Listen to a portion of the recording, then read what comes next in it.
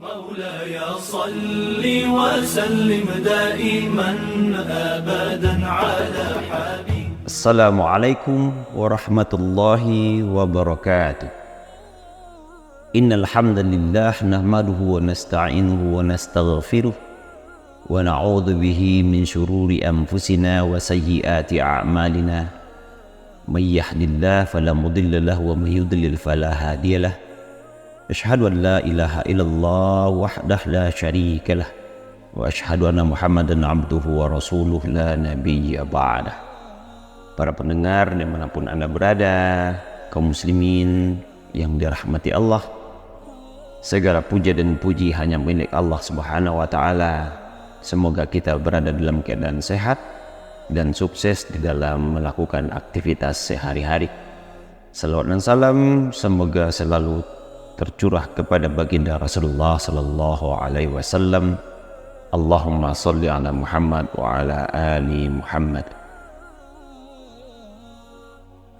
Baiklah para pendengar yang dirahmati Allah, pada kesempatan kali ini kita masuk kepada kajian tadabbur Al-Quran, di mana surat yang akan kita bahas adalah surat Hud.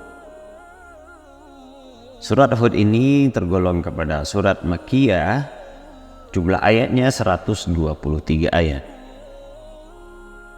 Disebut dengan surat Hud karena ada pengulangan penyebutan nama Nabi Hud alaihi salam di dalam surat ini sebanyak 5 kali. Dan karena kisah Nabi Hud di dalam surat ini adalah kisah terpanjang daripada kisah-kisah yang lainnya. Adapun keutamaan surat Hud ini, Rasulullah SAW pernah bersabda, "Syayyabatsni Hud wal waqi'ah wal mursalat wa amma yatasaaluna wa idza syamsu kuwirat." Yang membuatku beruban, kata Rasulullah SAW, adalah surat Hud, surat Al-Waqi'ah, surat Al-Mursalat, amma yatasaalun, dan idza syamsu kuwirat. Hadis ini dapat kita temui pada Sahih Al-Jami' nomor 3723. Lah kalau kita lihat keselarasan awal surat dengan akhirnya, surat ini dimulai dengan perintah untuk beribadah hanya kepada Allah. Allah berfirman, "A'udzubillahi minasyaitonirrajim, alla ta'budu illallah." Agar kamu tidak menyembah selain Allah. "Innani lakum minhu nadhirun wa basyir." Sesungguhnya kata Allah, Muhammad itu adalah pemberi peringatan dan pembawa kabar gembira di sisinya. Dan surat ini juga diakhiri dengan perintah tersebut, sebagaimana Allah sampaikan pada ayat 123, "Walillahi ghaibus samawati wal ard." Dan kepunyaan Allah lah apa yang gaib di langit maupun di bumi, dan kepada Allah dikembalikan semua urusan, maka sembahlah hanya Allah saja, bertawakallah hanya kepada Allah saja, dan sekali-kali Allah tidak lalai dari apa yang kamu kerjakan. Wa ma rabbuka bighafilin amma ta'mal. Hal ini menjadi sesuatu penjelas dari hikmah penciptaan manusia, yaitu hanya untuk mentauhidkan Allah. Para pendengar yang dirahmati Allah, kita coba melihat apa saja tema-tema yang dibawa atau yang terdapat di dalam surat Hud ini. Yang pertama, pemaparan ajaran tauhid dari zaman Nabi Nuh alaihissalam hingga ke zaman Nabi Muhammad sallallahu alaihi wasallam, bahwasanya ajaran mereka adalah untuk mengajarkan hakikat dari tiada sesembahan yang berhak untuk disembah melainkan Allah. Yang menyembah selain Allah adalah syirik, dan musyrik adalah orang-orang yang terkutuk. Orang yang menjual dirinya tidak kepada Allah, maka syirik tergolong kepada satu-satunya dosa yang paling berat di sisi Allah. Tema yang kedua adalah pemaparan akan sikap-sikap para utusan Allah ketika menghadapi pendustaan, menghadapi ancaman, berpaling, ejekan, gangguan, serta ancaman. Begitu pula pemaparan bagaimana para utusan Allah tersebut menghadapi semua itu dengan penuh keyakinan, kekokohan, dan kesabaran. Allah turunkan kitab, Allah berikan kepada umat Nabi. Akan tetapi ketika umat diluruskan agar tidak mendapatkan azab daripada Allah, mereka mendustakannya, mereka mengancamnya, mereka berpaling dari kitab dan Rasul, mereka mengejek Rasul, bahkan mereka mengganggu. Tetapi para Rasul, para Nabi tetap saja menyampaikan risalah Allah dengan keyakinan, dengan kekokohan, dan dengan kesabaran. Tema yang ketiga di dalam surat Hud ini adalah penetapan kenabian bagi Muhammad sallallahu alaihi wasallam, tentang kebenaran dakwahnya dengan menginformasikan kepada mereka tentang kisah-kisah umat terdahulu dan setiap perincian pada setiap kisah. Menjadi sesuatu yang aneh bagi para ahli kitab, mungkin para kafir pada saat itu, dan siapapun yang hidup di zaman Rasulullah SAW ketika Nabi Muhammad diberikan wahyu dan diangkat menjadi nabi. Bagaimana mungkin Muhammad mengetahui kisah tentang Adam, kisah tentang Idris, kisah tentang Nuh, kisah tentang Hud, dan segala macamnya, dan seluruh informasi tentang tauhid, tentang nabi, dan tentang kitab-kitab yang diturunkan kepada para nabi, bahkan kejadian pada umat-umat terdahulu. Dengan gamblang Rasulullah Muhammad SAW menjawab setiap pertanyaan yang berhubungan dengan itu.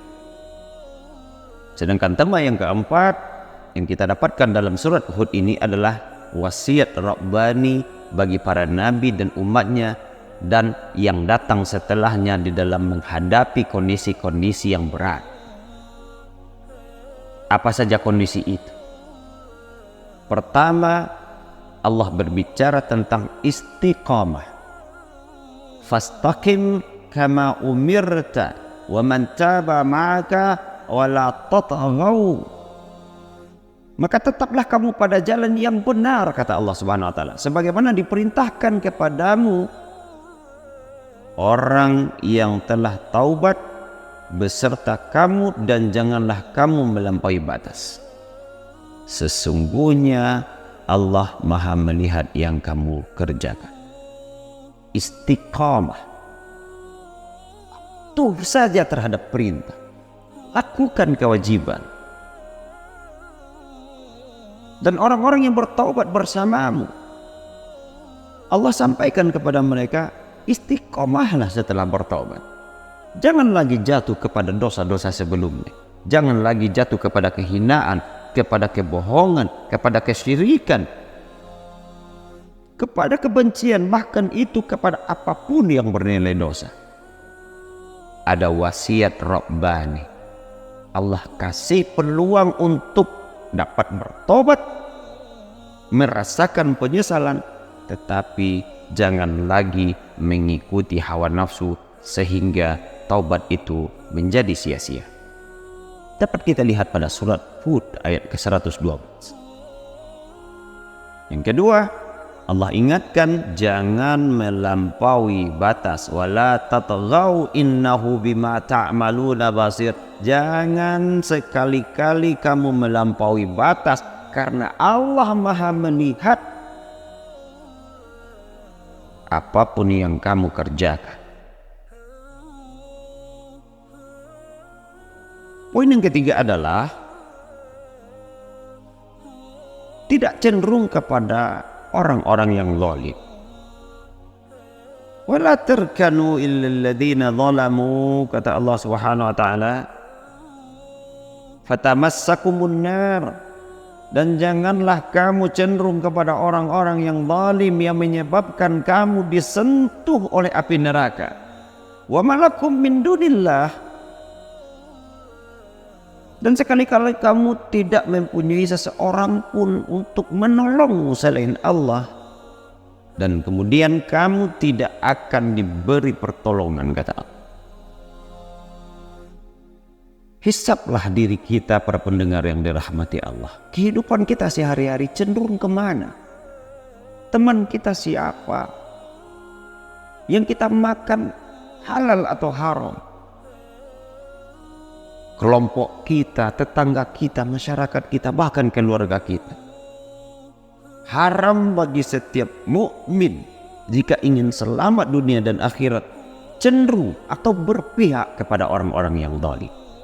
Tidak akan ada pertolongan untuk orang-orang yang zalim. Dapat kita lihat pada surat Hud ayat 113. Selanjutnya, selalulah menjaga diri khusus untuk mendirikan salat. Sebagai orang Islam yang taat, Allah berfirman, wa aqimus shalah tarafan nahar. Dan selanjutnya, selalulah kita menjaga keadaan kita, diri kita, untuk tidak meninggalkan salat.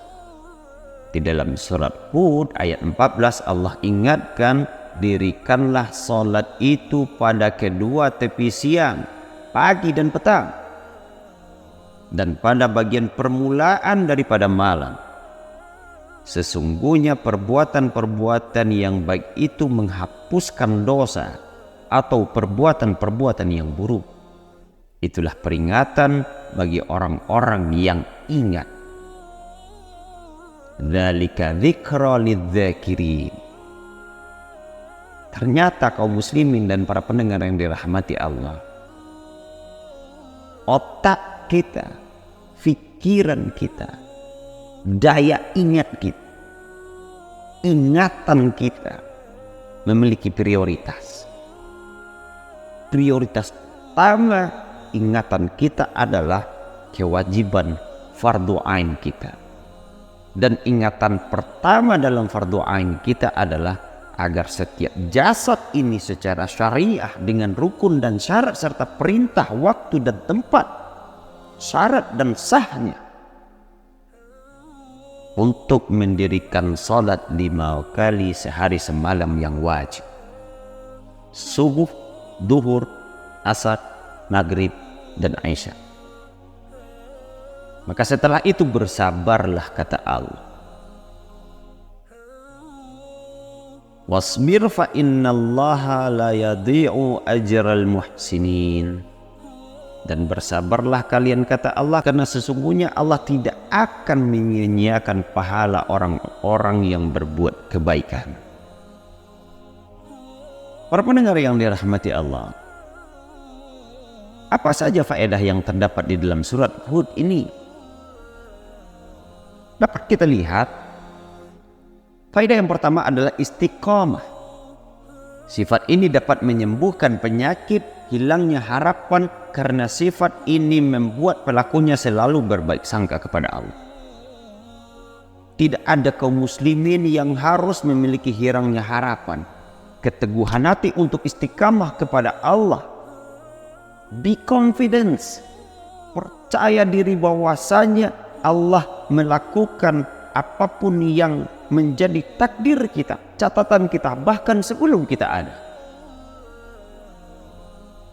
Maka berbaik sangkalah kepada Allah, sungguh baik dan buruk yang didatangkan kepada kita adalah ketetapan bagi Allah, kewajiban bagi kita melaluinya. Begitu juga dengan sifat istiqomah ini akan menyembuhkan penyakit kita dari keengganan untuk berhenti dari melakukan perbaikan. Orang istiqomah tidak hanya diukur tentang ketaatan pribadi, tetapi istiqomah juga diukur bagaimana cara dia memperbaiki yang salah, meluruskan yang bengkok, menyatakan keadilan di atas kedzalim. Ini faedah pertama yang dapat kita ambil dalam surat Hud. Faedah yang kedua adalah kita dilarang untuk melampaui batas. Karena sifat ini akan menyembuhkan sifat kekerasan yang diletakkan bukan pada tempat. Orang yang meletakkan sesuatu yang tidak pada hakikatnya atau tidak pada tempatnya, maka sungguh ini adalah suatu sikap yang melampaui batas. Maka orang-orang yang di dalam dirinya menasihati dirinya untuk tidak melampaui batas, maka dia tidak akan melakukan kekerasan dan tidak meletakkan sesuatu tidak pada tempatnya, tidak pada hakikat. Apakah hal ini berhubungan dengan suatu keputusan? Apakah hal ini berhubungan dengan suatu pekerjaan? Sekalipun hal ini berhubungan dengan peribadatan. Seseorang harus meletakkan seseorang atau tempat atau pekerjaan ataupun apapun urusannya itu harus pada tempat dan pada hakikat. Karena dari sanalah keselamatan akan bisa dirasakan dan dinikmati oleh setiap orang. Poin yang ketiga, faedah yang dapat kita ambil dalam surat ini adalah kita tidak cenderung kepada orang-orang yang zalim. Sifat ini akan menyembuhkan keberpihakan dan ketundukan kepada musuh. Agar seorang muslim tidak kehilangan identitas dan kemuliaan dengan agama Islam ini.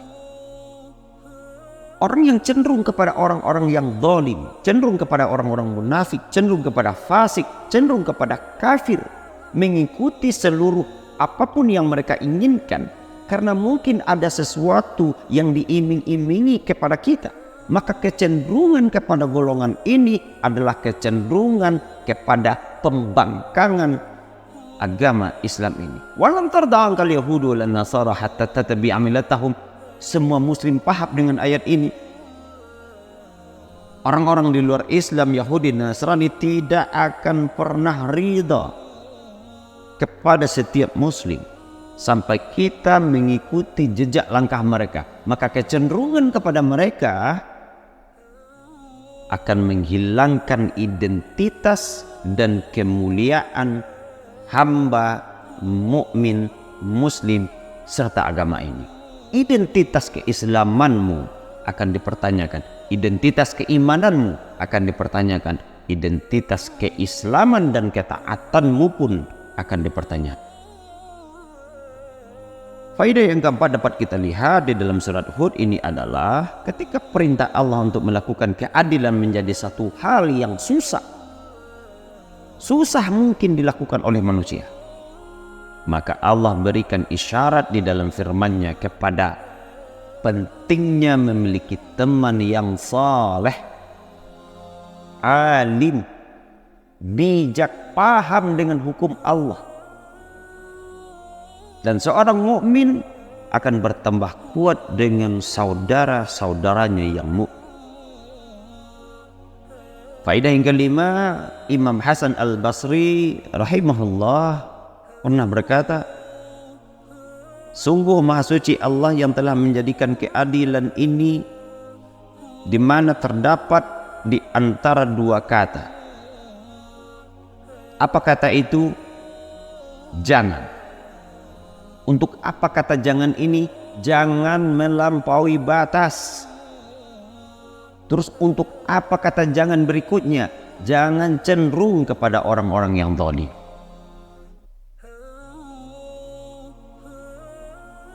Faedah yang keenam dapat kita lihat pada surat Hud ayat 46.